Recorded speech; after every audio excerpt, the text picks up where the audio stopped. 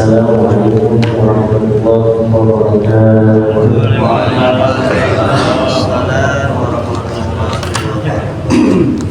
Tadi ketika baca Quran sampai pada ayat wa minan nasi may yu'jibuka. Ada kan? Mulai ya. Wa minan nasi may yu'jibuka. قوله في الحياة الدنيا ويشهد الله على ما في قلبه. بسم الله الرحمن الرحيم ومن الناس من يعجبك قوله في الحياة الدنيا ويشهد الله على ما في قلبه وهو ألد الخصام. Ayat ini dimulai dengan kalimat wa minan nasi. Ketika Allah menyebutkan kalimat yang umum anas artinya apa? Manusia. Allah tidak menyebutkan wa minal ladzina amanu, dan di antara orang-orang yang beriman tidak. Tapi Allah katakan wa minan nas. Ketika Allah menyebutkan dengan kalimat an-nas, ini tidak Allah khususkan kepada orang-orang Islam saja, tidak. Tapi Allah khususkan juga untuk orang-orang yang berislam, baik itu dia orang Nasrani, Buddha, semuanya yang bernama manusia. Wa minan nasi may yu'jibuka qawluhu fil hayatid dunya. Ada sebagian di antara manusia itu ketika dia berbicara, ketika dia menyampaikan sesuatu terlihat terlihat mengagumkan bagi kita. Seperti banyak misalkan di antara kita, banyak orang kemudian dia berbicara di hadapan umum dengan kalimat-kalimat yang bagus, dengan kalimat-kalimat yang membuat kita takjub atas pembicaraan yang sedang diucapkan olehnya. Qawluhu fil hayatid dunya, berbicara tentang urusan dunia dan lain sebagainya. Wa yushhidullaha ala ma fi qalbihi, dan dia membawa Allah atas apa yang ada di dalam hatinya, sedangkan hatinya itu hanya untuk urusan dunia. Dia menyampaikan kemudian di dalam umum. Sekarang menyampaikan, dia sampaikan di forum-forum pengajian, mereka sampaikan di dalam forum-forum agama, mereka menyampaikan tentang sedekah begini, bukan untuk orang lain tapi untuk dirinya sendiri, sehingga membuat kita takjub atas ajakan dia, atas ajakan gemar bersedekah bagus atau enggak? Bagus. Tapi ketika salah diartikan, kemudian sedekah itu bukan untuk orang-orang yang benar-benar membutuhkan, tapi untuk kepentingan pribadi, maka lihat kata Allah, wa yushhidullaha ala ma fi qalbihi, dia bawa Allah atas setiap ucapan yang dia ucapkannya. Ayo sedekah, kalau enggak sedekah Allah akan lihat gagalkan. Padahal sedekah itu bukan untuk dia, bukan untuk orang lain, tapi untuk dia. Wa huwa aladul khisam. Di ujung Allah mengatakan wa huwa aladul khisam, padahal dia adalah pembohong berdusta yang besar. Jadi banyak terjadi di antara kita. Kita takjub atas seseorang dengan pakaiannya, dengan hidungnya, imamahnya, dengan gamisnya, dengan sorbannya, dengan jubahnya, sehingga membuat kita tertipu atas dia. Kemudian dia menyampaikan tentang agama, tapi kita tanya, apakah engkau bisa menyelamatkan aku nanti di yaumil qiyamah? Apakah engkau bisa bertanggung jawab atas diriku sebagai muridku di yaumil qiyamah? Coba tanya. Kira-kira dia bisa banget begitu.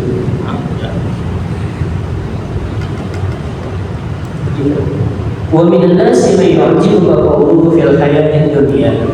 Sebab nanti di yaumil qiyamah guru itu harus bersaksi. Kalau seorang guru yang benar-benar dia dekat dengan Allah, yang dia tahu bagaimana kemudian nanti dia bakal jadi saksi di hadapan Allah, pasti dia mengakui muridnya dan dia bertanggung jawab dunia akhirat atas muridnya yang diajarkannya. Karena setiap ilmu yang disampaikannya itu adalah ilmu yang dia pelajari dari gurunya sampai kepada Nabi Muhammad dan kemudian dari Allah Subhanahu wa Ta'ala. Bagaimana kemudian kita berguru kepada seseorang, kemudian dia tidak bisa bertanggung jawab atas diri kita dan keluarga kita, sedangkan kita dan diri kita, keluarga kita membutuhkan ruh, membutuhkan ilmu, yang dengan ilmu dan bimbingan guru bisa mengantarkan keluarga kita dan juga tetangga kita yang lalai dalam urusan akhirat, yang kemudian bisa menyelamatkan kita di hadapan Allah. Dan Allah bilang dalam Al-Quran, Syahidallahu annahu la ilaha illa huwa wal malaikatu wa ulul ilmi qa'iman bil qist. Nanti Allah akan saksi, malaikat jadi saksi. Orang-orang yang alim, seorang guru bakal jadi saksi. Cuma pertanyaan guru yang bagaimana? Sedangkan guru banyak, yang mana yang harus kita ikuti? Seperti halnya begini, bapak, ibu mengaji dengan saya bertanggung jawab nanti di akhirat. Ketika nanti awal kemudian awal nanti di ujung kiamat di akhirat ditanya siapa guru? Awal jawab misalkan saya bertanggung jawab. Karena saya tahu orang-orang yang mengaji dengan saya, orang yang bukan ini kenal saya satu-satu. Bagaimana kemudian ketika orang yang jarang hadir, saya nggak tahu. Apakah kemudian masuk dalam akuan Allah Subhanahu Wa Taala atau tidak? Sebab saling berkaitan, orang tua dan anak saling berkaitan. Guru dan muridnya juga berkaitan. Apakah engkau menjadi seorang jamaah dan apakah engkau menjadi seorang murid? Beda. Kalau engkau masih menjadi seorang jamaah ini sebab murid ikatannya di atas jamaah. Kalau jamaah, engkau datang kepada gurumu atau kepada setiap pengajian, engkau tanpa berkhidmat sedikit pun, engkau datang kata Sayyidina Umar itu seperti maling. Kenapa? Karena dia datang hanya mengambil ilmu, kemudian dia pun pulang. Itu namanya maling kata Sayyidina Umar. Sedangkan kalau engkau menyatakan bahwa dirimu adalah seorang murid kepada gurumu, maka nanti gurumu bertanggung jawab dan murid ini beda nanti perlakuannya di yaumul qiyamah. Coba buka kitab Ta'lim Muta'alim. Kalau kita ngaji Ta'lim Muta'alim, semuanya kena. Ternyata diri kita banyak salah, banyak kekeliruan di dalam majlis, banyak kekeliruan di dalam pengajian, banyak kekeliruan di dalam majlis ilmu. Ada seorang guru terhadap muridnya, ada seorang murid terhadap gurunya. Ketika seseorang sudah menjadi murid, maka dia nanti bersama dengan gurunya di yaumul qiyamah, bukan sebatas jamaah. Makanya ilmu itu didapat dengan belajar, sedangkan keberkahan didapatkan dengan berkhidmat. Kalau saya bercerita tentang diri saya, ketika saya berumur, setiap saya berangkat sekolah, itu saya pegang dua senjata. Senjata saya sapu lidi, tambah sapu lidi ya, dua. Itu kayak sekolah saya itu kayak dari Al-Mubarak mana ya? Apa ya sampai sana. Itu kan ada jalanan di depan tuh. Itu jalanan saya sapuin. Kenapa? Karena saya mengamalkan ilmu. Al-Imam Al-Qurtubi ketika dia mau mengaji dengan gurunya, itu dia jalan 40 km. Kita sanggup kan? Dia bersaudara. Sehingga guru saya mengatakan kalau ilmu bermanfaat, saudara dulu sebelum kemudian menuntut ilmu. Saudara kan tidak hanya dengan uang, engkau senyum terhadap yang lain, saudara. Engkau memberikan minyak wangi kepada orang lain juga saudara. Jadi saudara sesuai kemampuan kita, sehingga menyebabkan ilmu itu bermanfaat. Kalau kita sulit menerima ilmu, yakinlah kalau bukan kita yang menjadi orang alim, pasti keturunan kita nanti bakal jadi orang alim.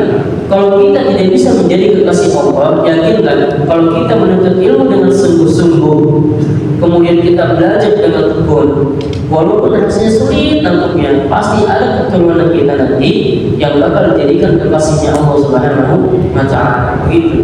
Jadi saya pesan sama orang yang sama saya, jangan kita tertipu terhadap ucapan-ucapan sesuatu yang menakjubkan di hati isi Allah itu banyak. La ta'tamid 'alal 'amal. Imam Ibnu Athaillah mengatakan jangan bersetumpu dengan amal. Kita sholat buat Allah, kita ngaji buat Allah semuanya. Jadi tidak ada kaitan hati kita kepada orang lain. Itu maksudnya ayatnya. Wa minan nasi man yu'jibuka qawluhu fil hayatid dunya wa yashhadu Allah 'ala ma fi qalbihi wa huwa aladul lisami. Antara manusia ada yang ucapannya bagus, menarik, menakjubkan, dan dia membawa nama Allah, kemudian bersaksi atas nama Allah, padahal ucapannya adalah dusta. besar. Kalau Allah sudah mengatakan wa huwa a'la bil khisam, itu di atasnya bohong, udah paling tinggi dah. Wa huwa a'la bil khisam itu udah paling tinggi. Maka coba kita buka kitabnya, kitab wasiat bersama. Bismillahirrahmanirrahim. Fasl fi taubah, bab tentang taubat. Qala alaihi salatu wassalam, bersabda Nabi sallallahu alaihi wasallam, ya Ali, wahai Ali, la taubata lil-taibi, tidak akan ada taubat untuk orang-orang yang bertaubat, hatta yaghsila batnahu minal harami, sampai dia bersihkan perutnya dari sesuatu yang haram. Artinya kalau kita mau tobat, kita tiap hari sholat tobat, tapi nggak ada usaha dari diri kita, Allah nggak akan terima tobat kita. Sampai kapan? Hatta yaghsila batnahu minal harami iti bikasbi, sampai dia membersihkan perutnya dari sesuatu yang haram sesuai kemampuan dia. Misalkan dulu kita rasanya suka berbuat curang nih, ada banyak salah sehingga masuk makanan-makanan yang haram ke dalam diri kita, sehingga kita sekarang sholat tobat tiap malam, sholat tobat, Allahu Akbar, sholat tobat. Tapi Allah tidak akan terima taubat kita sampai kita memperbaiki diri kita. Dimulai dari apa? Dimulai dari membersihkan perut kita dari sesuatu yang haram.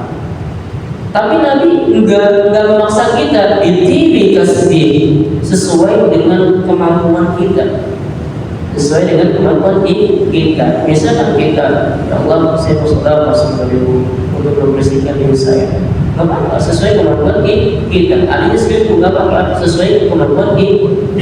Ya Allah, supaya ini membersihkan sesuatu yang haram dari dalam diri saya, supaya Engkau terima taubat saya. Begitu kata Nabi. Nabi pesan ke Sayyidina Ali begitu, ya Ali, wahai Ali, la taubata lil-taib, tidak ada taubat buat orang-orang yang taubat. Hatta yaghsila batnahu minal harami bi kasbi, sampai dia membersihkan perutnya, dalaman tubuhnya dari sesuatu yang haram sesuai dengan kesanggupan. Ya Ali, wahai Ali, idza lam yakunil alimu taqiyan, kalau ada seorang guru, seorang alim yang kemudian dia tidak bertakwa kepada Allah, misalkan dia suka pakai celana pendek, begitu, pokoknya nggak sesuai syariat lah. Zallat maw'izatuhu ala qulubin nasi kama yazillul qatru ala bidil na'ami was-safa. Maka ucapannya, nasihatnya, mau'izahnya akan masuk ke dalam hati manusia yang mendengarkan, itu bentuknya bukan cahaya, tapi justru kegelapan yang masuk ke dalam hati manusia. Sama kayak begini, dia menggaulkan tentang sedekah, dia menggaulkan tentang suatu hal, padahal hal itu bukan buat orang lain, buat kepentingan pribadinya. Yang dia sampaikan kepada jamaahnya itu adalah sesuatu bukan cahaya, tapi kegelapan. Setiap apapun yang keluar dari mulutnya itu bukan cahaya, tapi kegelapan. Yang kegelapan itu masuk ke telinga orang-orang yang mendengarnya, masuk ke dalam hatinya, sehingga mulutnya gelap, itu juga gelap. Gitu. Sedangkan untuk masuk surga harus punya cahaya, karena ilmu itu cahaya. Al-ilmu nur. Ilmu itu adalah cahaya. Maka kita harus berhati-hati.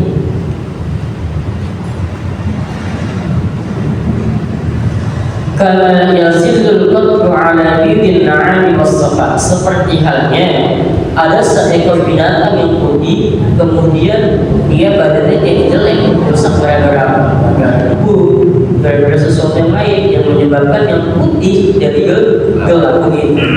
Saya menyampaikan, ketika yang saya sampaikan itu menjadi cahaya, menjadi kebaikan untuk diri bapak dan juga ibu, amalkan. Gitu. Kalau misalkan yang saya sampaikan ini bukan cahaya, kegelapan, maka di hati ibu dan juga bapak itu menjadi gelap, nggak akan ada manfaatnya. Begitu kata Nabi. Jadi ternyata ini menentukan seseorang yang menjadi seorang murid atau jamaah itu bisa jadi mendapatkan cahaya disebabkan gurunya, bisa jadi menambah kegelapan juga disebabkan gurunya. Tergantung bagaimana gurunya, apakah dia bertakwa atau tidak. Ya Ali, wahai Ali, idza radu 'alal mu'minina 'alal mu'mini arba'una salaman wa lam yujalis al-ulama qasa qalbuhu wa jasara 'alal kabair. Wahai Ali, apabila seorang mukmin dia udah lewat 40 hari wa lam yujalis al-ulama, dan dia enggak mau datang buat ngaji, dia enggak mau datang ketemu sama gurunya, kata Nabi, qasaqalbuhu wa jasara 'alal kabair, maka rusak hatinya dan dia bisa menimbulkan kesombongan yang ada di dalam dirinya. Kalau 40 hari kagak ngaji gitu. Sakit guru. Kalau ini beda, sakit kan beda. Di anna al-ilma hayatul qalbi, karena ilmu adalah hayatul qalbi, bisa menghidupkan hati. Bahkan kata Sayyidina Ali begini, jika seseorang tidak bertemu dengan gurunya minimal 3 hari itu rusak. Kalau dia nggak ketemu dalam 40 hari lewat, itu udah mati, dikunci sama Allah. Udah susah dah dengan nasihat ini mah. Kalau kita 40 hari ketemu sama guru, gitu. Sebab memandangnya wanasuruka ilal alim, wanasuruka ilal alim khairun laka min alfi farasin tasaddaqta fi sabilillah. Itu lebih baik daripada sedekah 1000 ekor kuda di jalan Allah. Jadi saya pesan jangan sampai kita 3 hari nggak ketemu guru kita, apalagi 40 hari. Nah kan nanti begini, khatamallahu ala qulubihim wa ala sam'ihim wa ala absarihim isyawatu wa lahum adabun. Nanti ditutup hatinya, matanya, pendengaran, semua ditutup.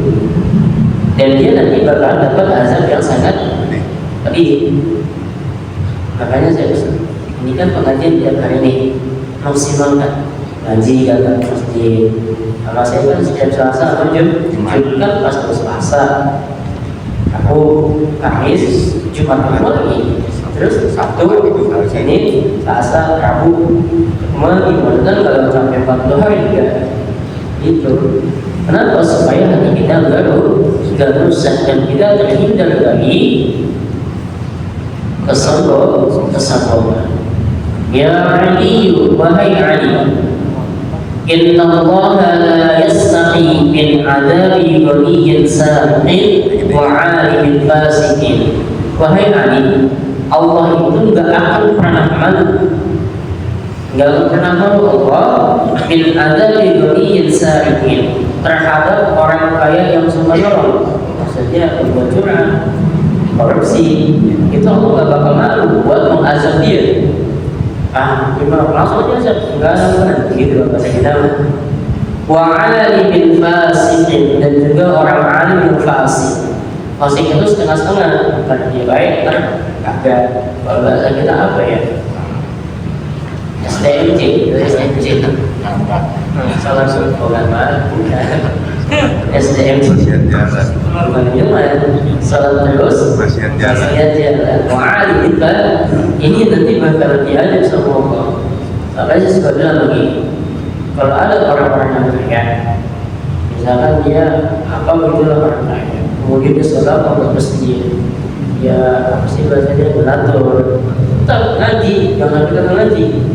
Kalau sudah menjadi orang kaya, kalau sudah menjadi seorang donatur, kalau sudah bisa menginfakkan hartanya buat masjid, buat orang lain, tetap jangan tinggalkan ngaji gitu. Sebab bisa jadi sedekah kita itu ditolak sama Allah yang kita berikan kepada masjid. Dulu ada di zaman Harun ar-Rasyid, kalau tidak salah istrinya itu adalah seorang yang sangat dermawan. Sampai kedermawanannya itu dia membuat jalan yang menghantarkan orang bisa lebih cepat datang ke Mekah. Dia bikin jalan, sekarang jalan tol lah rasanya, yang dia bisa mempercepat orang untuk bisa sampai kepada Mekah. Ketika meninggal, ada seseorang yang bermimpi tentang dia, bermimpi tentang si istrinya ini, istrinya Harun ar-Rasyid. Kata orang yang bermimpi begini, bagaimana keadaan di sana? Kalau bahasa kita begitu dan ternyata kata dia, semua amal, semua sedekah yang saya lakukan, padahal saya membangun sarana prasarana untuk membantu orang untuk berniat haji untuk supaya dia lebih cepat datang ke Mekah, ternyata itu semua ditolak. Bangun jalan kan mahal, ya kan?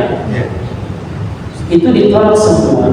Terus kemudian bagaimana? Alhamdulillah aku tertolong sebab apa? Amalan-amalan wajib yang aku lakukan, sholat, puasa, tertolongnya sebab itu tuh, sebab gara-gara haji.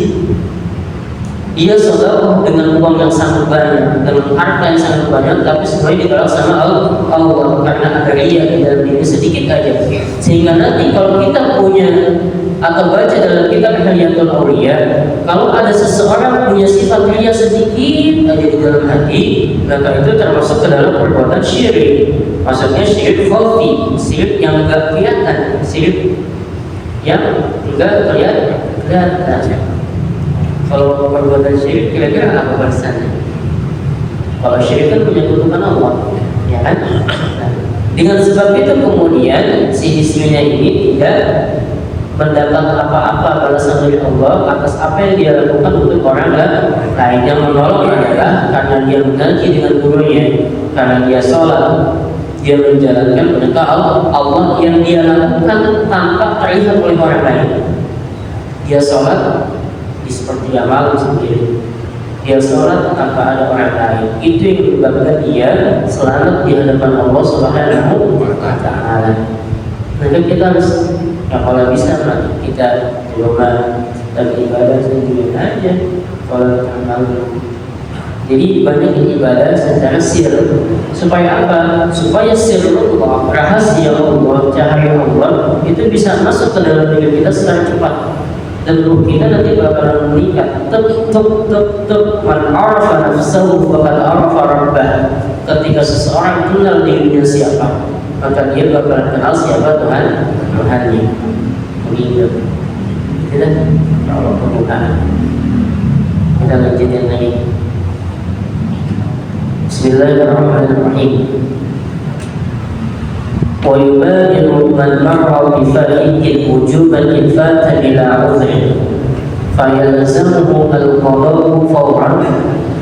قال شيخنا أحمد بن حجر رحمه الله تعالى: والذي يذكر أنه يلزمه صرف جميع زمنه للقضاء ما عدا ما يحتاج لصرفه فيما لا بد منه وأنه يحرم عليه التطوع ويبادر به ندبا إن فات بأذن كنوم لم يتعدى به ونسيان كذلك. Dan kita pembahasan kali ini adalah tentang qada salat.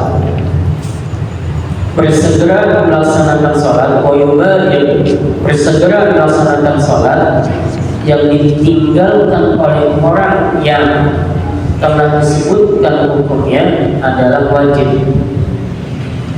Jika salat tersebut infata bila uzri, jika salat tersebut ditinggalkan dengan tanpa uzur, fayalzamuhu al-qadha, maka wajib baginya menggantinya atau mengqadha salat tersebut dengan segera. Maksudnya begini, kalau kita berbicara tentang salat, maka ada dua aspek yang berkaitan dengan salat. Pertama, aspek perintah dan juga aspek waktu. Dari mana dalilnya? Ketika Allah mengatakan fa'aqimus shalah innas salata kanat 'alal mu'minina kitaban mawquta. Pada kalimat fa'aqimus shalah ini menunjukkan perintah.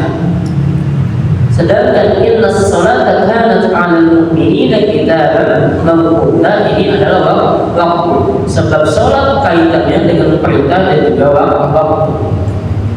Tapi perintah ini tidak gugur walaupun waktu itu sudah habis. Kalau waktunya udah habis, sudah lewat, perintah itu tidak gugur sebelum dilaksanakannya perintah tersebut. Ya, contoh begini, kita pada salat. Bagi orang yang kemudian dia sengaja meninggalkan sholat, dia sengaja untuk tidak sholat, maka ada dua kewajiban bagi dirinya. Pertama, kewajiban untuk dia mengqadha sholatnya. Yang kedua, kewajiban untuk dia mensegerakan qadanya, qadanya. Jadi ada dua kewajibannya, kewajiban untuk mengqadanya sama kewajiban bersegera untuk mengqadha. Bersegeranya itu jadi wajib. Bersegeranya menjadi wajib. Qala Syekhuna Ahmad bin Hajar, berkata guru kami Ahmad bin Hajar, kata beliau, walladhi yazhuru annahu yalzamuhu sarfu. Jelaslah bahwa baginya wajib menggunakan seluruh waktunya untuk menghenti sholat dan ditinggal. Kalau kita kemudian lupa sama sholat, maka bersegeranya itu menjadi sunnah, bukan wajib. Turun ikatannya nih, karena kita nggak sengaja. Coba misalkan sholat cukup jam 12, kemudian kita tidur dari jam 11, kemudian bangun misalkan asar, kita belum qadha nih, belum sholat zuhur, maka untuk menggantinya itu ketika kita tidak bersegera, maka tidak menjadi wajib. Yang wajib adalah mengqadhanya, sedangkan bersegeranya tidak wajib. Beda. Kalau bersegera berarti ketika dia bangun itu langsung qadha. Begitu maksudnya. Yang sini alhamdulillah. Dari mana? Dulu Nabi juga, saya tanya, kira-kira Nabi pernah qadha sholat atau enggak? Nabi misalkan telah bangun gitu kita, pernah apa kali? Kapan? Setelah peperangan ketiduran ini. Kapan Nabi telah bangun di sholat?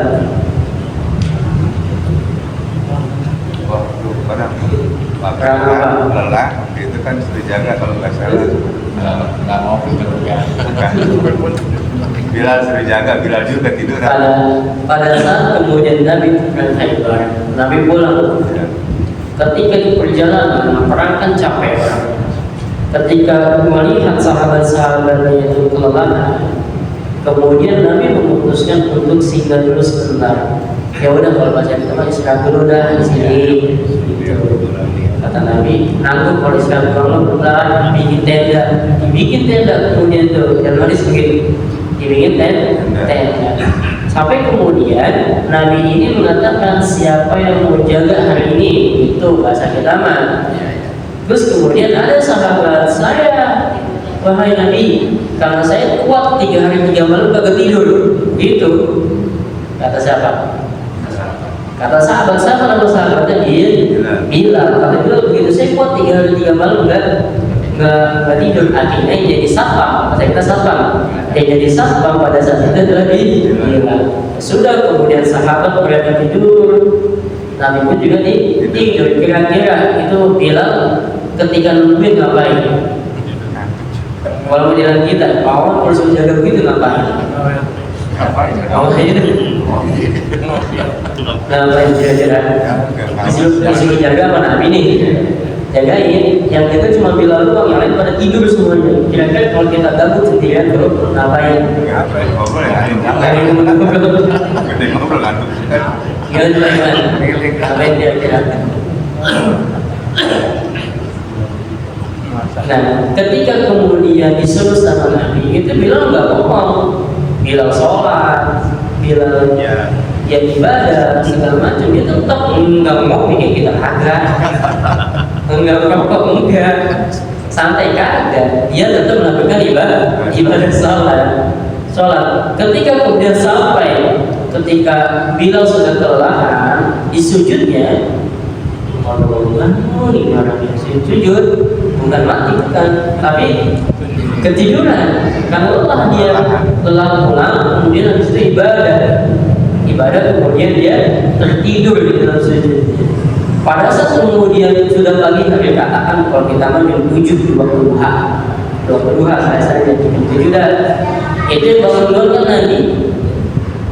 Nabi kemudian kaget. Mana yang bangunin bapak saya kita begitu kan?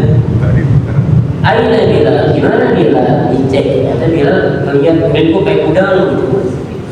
Kayak udang, lagi ngapain? Lagi tidur. Akhirnya dibangunin sama Bilal. Bilal juga kaget. Tapi Bilal santai aja. Sampai kemudian Bilal diperintahkan oleh Nabi untuk membangunkan semuanya. Ketika sudah membangunkan semuanya, maka kemudian dikasih jeda sama Nabi, dikasih jeda sekitar kalau bahasa kita masih zaman dan supaya mereka juga pada bisa bangun kan belum kumpul nyawa tuh masih blank. Kalau bahasa kita masih bisa goreng dulu tuh. Nah, mereka bangun kemudian dikasih waktu jeda sama Nabi sampai kemudian Nabi mengatakan bahwa ayo daripada dulu kita sholat dulu. Nah pada saat itu kemudian Nabi memulai sholat bersama para sahabat disebabkan karena tidur capek. Mana ma'an sholat, barang siapa kemudian dia tidur di dalam sholatnya, atau dia kemudian lupa daripada sholat itu, maka fal yusalliha idza dzakara, maka sholatlah ketika udah ingat. Itu dalam hadis Nabi. Kalau kita ketiduran, memang nggak sengaja nih tidurnya nih. Beda kalau kita misalkan masuk waktu zuhur jam 12, kita tidur jam 1 nih, bangun jam 4 sore. Ini menjadi wajib menyegerakannya. Ada dua kewajiban untuk mengqada sholat dan kewajiban untuk menyegerakan qada sholat. Jadi wajib. Kalau nggak disegerakan maka dia double dosanya. Dosa dia belum qada sama dosa dia tidak mensegerakan qadanya. Begitu. Itu kemudian menjadi landasan muncul nih bahwa mengqada sholat itu boleh. Tapi bagi orang-orang yang kemudian dia misalkan dia baru insaf umur 45 nanti kan mau dia sholat tuh, tapi banyak tinggalin sholatnya. Bagaimana caranya? Kata Imam Ahmad bin Hajar, kata beliau, jelaslah bahwa baginya wajib menggunakan seluruh waktunya untuk mengganti sholat yang ditinggalkan. Jami'i zamanihi lil qada'i ma'ada ma yahtaju li sarfihi fi ma la budda minhu wa annahu yahrumu 'alaihi at-tatawwu'. Sampai kemudian dia itu ketika sudah memenuhi kebutuhannya, contoh dia bekerja, kemudian dia sudah selesai bekerja nih, maka lebih baik dia mengutamakan qadanya dibandingkan sholat sunnah. Kalau dia udah menyelesaikan urusannya pekerjaannya, maka di waktu-waktu kosong itu disegerakan untuk mengqada sholat. Tapi saya kasih solusi nih, kalau misalnya begini, misalkan kita lupa nih, atau kita nggak sholat berapa tahun begitu, udah aja setiap misalnya kita habis sholat subuh, pondok, habis subuh pada sholat subuh, habis sholat zuhur, pada sholat zuhur, habis asar, pada sholat asar, habis maghrib, pada sholat maghrib, sampai kemudian isya pada sholat isya. Begitu dari caranya, yang paling gampang. Sampai bahasanya wa annahu yahrumu 'alaihi at-tatawwu'. Sampai beliau mengatakan bahwa haram baginya melakukan kesunahan. Maksudnya dibandingkan kita itu mengutamakan salat duha misalkan sama qada, apa yang lebih utama adalah mengqada salat ini. Jadi qada salat di atasnya. Kayak misalkan begini, kita misalkan setiap bulan ini kan masjid setiap bulan bayar listrik nih. Bayar listrik tanggal berapa? Terakhir tanggal berapa? 20. Misalnya kita dari tanggal 5 sampai tanggal 20 nih, kita kan pakai listrik tuh. Kemudian dari tanggal 5 sampai 20 ini kita belum bayar nih, udah lewat waktunya nih, udah lewat waktunya di atas tanggal 20. Itu kira-kira orang PLN begini apa kata? Udah, ini kan udah lewat waktunya, apa udah apa nih? Kira-kira begitu bukan orang PLN? Betul. Kira-kira. Gitu loh kan. Ini sama nih, kayak tadi tuh kaidahnya. Walaupun waktunya udah habis, tapi perintah juga masih berlanjut sampai apa? Sampai perintah itu dilaksanakan. Kayak kita itu bayar listrik tuh. Tahu bayar listrik? Ini kan udah waktunya di atas tanggal 20. Ini udah saya bayar apa-apa. Kira-kira itu bakal orang bayarnya? Orang listrik? Disuruh ngapain kita? Oh iya. Bahkan ada dendanya. Ya. Sama, itu dia ngambil konsep dari sholat tuh. Ngambil konsep dari sholat. Akhirnya kapan kemudian seseorang itu dia bisa bebas dari orang listrik itu? Ketika dia udah bayar. Begitu, maka sholat juga begitu. Kapan dia terbebas? Ketika dia udah bayar utang apa? Utang sholat. Ketika udah utang sholat yang dibayar, baru dia terbebas dari hukuman Allah Subhanahu wa Ta'ala. Begitu dan yang kita lanjutkan. Kalau rawatibnya tetap nggak? Rawatibnya. Iya, itu Paling sunnah-sunnah yang lain kayak yang penting kita utamakan dulu pada begitu. Nanti kita lanjut di internet mana yang akan datang insyaallah. Mudah-mudahan Allah kasih sehat yang kuat dan tetap dengan dalam mendoakan para majelis. Alhamdulillah rabbil alamin. Subhanallahumma wa bihamdika asyhadu an la ilaha illa anta astaghfiruka wa atubu ilaik. Wallahu muwaffiq ila aqwamit thariq. Wassalamualaikum warahmatullahi wabarakatuh. Waalaikumsalam warahmatullahi wabarakatuh.